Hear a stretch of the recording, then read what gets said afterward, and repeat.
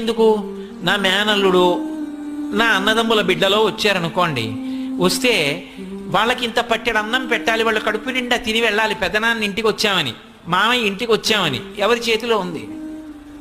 నా చెల్లెలు ఇంటికి వచ్చింది, అది సంతోషంగా పసుపు కుంకం ఓ పట్టు చీర పుచ్చుకుని వెళ్ళాలంటే ఎవరి చేతిలో ఉంది? నా చేతిలో లేదు. ఆ వచ్చిన దానికి ఏమండి మీ తోడ పుట్టింది, ఆ అమ్మాయి సంతోషిస్తే మన ఇల్లంతా సంతోషించినట్టే. శోభన దేవత అండి మన ఇంటికి.